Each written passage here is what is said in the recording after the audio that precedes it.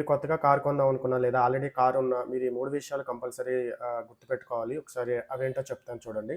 మీకు ఫస్ట్ వచ్చేసి car insurance అనేది తీసుకుంటాం. మనం కొత్త కార్ కొన్నా లేదా ఎగ్జిస్టింగ్‌కి కార్ ఇన్సూరెన్స్ అనేది కంపల్సరీ తీసుకుంటాము.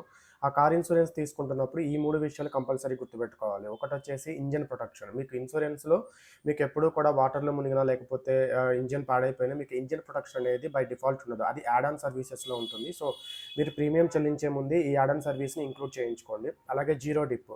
మీకు బంపర్ టు బంపర్ అంటే స్క్రూస్ కానీ, ప్లాస్టిక్ వస్తువులు కానీ ఏదన్నా మీ కార్‌లో డ్యామేజ్ అయినప్పుడు ఇది కవర్ అవ్వదనమాట. జీరో డిప్ తీసుకున్నప్పుడు మాత్రమే ఇది మీకు కవర్ అవుతుంది. అలాగే థర్డ్ వన్ వచ్చేసి రిటర్న్ టు ఇన్వాయిస్. మీకు ఫ్యూచర్‌లో ఎప్పుడైనా కార్ బర్న్ అయినా, థెఫ్ట్ అయినా మీకు యాక్చువల్ ఒరిజినల్ ఇన్వాయిస్ వాల్యూ ఏదైతే ఉందో ఆ ఇన్వాయిస్ వాల్యూ కవర్ అవ్వాలంటే రిటర్న్ టు ఇన్వాయిస్ అనేది మీరు యాడ్ ఆన్ సర్వీసెస్‌లో తీసుకోవాలి. సో, ఈ 3 మీరు ఇన్సూరెన్స్ రెన్యువల్ తీసుకునేటప్పుడైనా లేదా కొత్తగా కార్ కొని ఇన్సూరెన్స్ తీసుకునేటప్పుడైనా ఈ 3 యాడ్ చేసుకున్నప్పుడు మాత్రమే మీకు ఇవి కవర్ అవుతాయి. సో, ఈ ఇన్ఫర్మేషన్ మీకు నచ్చినట్లయితే please like, share and subscribe.